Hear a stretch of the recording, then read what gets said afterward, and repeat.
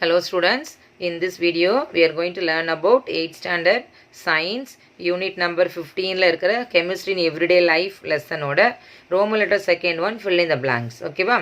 First one parunga, producer gas. So producer gas is a mixture of dash and dash ன்னு கேட்டிருக்காங்க. So producer gasல என்னெல்லாம் இருக்கு அதான் நம்மளோட question. Okay, இங்க பாருங்க. ஸோ பேஜ் நம்பர் 169லேயே கொடுத்துருக்காங்க பாருங்கள், ப்ரொடியூசர் கேஸ். அதர் கேஸஸில் ஃபஸ்ட்டு ஒன் வந்து producer gas. So producer gas is a gaseous mixture of carbon monoxide and nitrogen. Producer கேஸில் மெயினாக என்னெல்லாம் இருக்குது? Carbon மோனாக்சைடும் nitrogen. ஸோ இதுதான் அந்த ஃபஸ்ட்டு ஃபில் இன் த பிளாங்க்ஸோட answer. Carbon monoxide and nitrogen. Carbon monoxide and nitrogen. Second question பாருங்க, dash is known as marsh gas. Marsh gas அப்படின்னா என்ன அப்படின்னா மீத்தேன். சதுப்பு நில வாயுன்னு சொல்லுவாங்க. Okay, methane. தேர்ட் கொஸ்டின் பாருங்க, த டேர்ம் பெட்ரோலியம் மீன்ஸ். நமக்கு தெரியும் பெட்ரா அப்படின்னாலே ராக். ஸோ ஓலியம் அப்படின்னா ஆயில். ஸோ ஆயில், ராக்லேருந்து எடுக்கிற ஆயிலுக்கு பேர் தான் petroleum. So we can write the answer rock oil.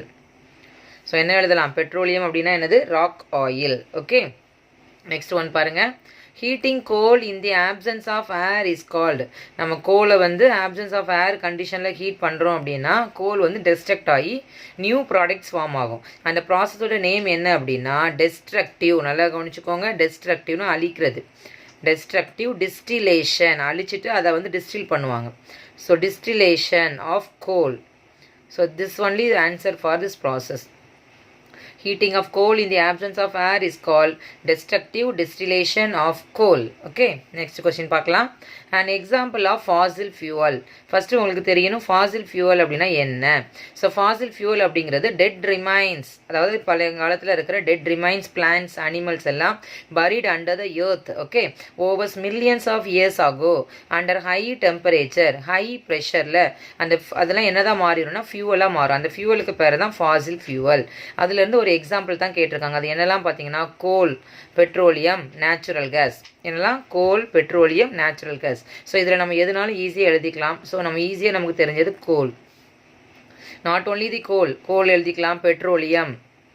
So petroleum is also an example of petrol, அதாவது ஃபாசில் ஃபியூவல். இந்த பெட்ரோலியத்துலேருந்து எடுக்கிறதுக்கு பேர் தான் petrol, diesel, kerosene, lubricant oil, paraffin wax, இதெல்லாம் அதோட side products. And natural gas. So natural கேஸில் தான் நம்ம என்ன பண்ணுறோம்? எல்பிஜி, சிஎன்ஜி எல்லாமே பண்ணுறோமா? இது எல்லாமே என்னது அப்படின்னா ஃபாசில் ஃபியூவல்ஸ். கோல், பெட்ரோலியம், நேச்சுரல் கேஸ். ஓகேவா? அண்ட் நெக்ஸ்ட் பார்த்துடலாம், மேட்ச் த ஃபாலோயிங் பாருங்கள். Octane rating. நமக்கு தெரியும் ஆக்டேன் அப்படிங்கிறது என்ன அப்படின்னா, இப்போ வந்து ஒரு இன்ஜின், நம்ம ஒரு வெஹிக்கிள் ரன் பண்ணுறோம். அந்த வெஹிக்கிளோட தரத்தை செக் பண்ணுவாங்க. அது என்ன, எதோட தரத்தை செக் பண்ணுறதுக்கு பேர் ஆக்டேன் ரேட்டிங் அப்படின்னா அது வந்து பெட்ரோல்.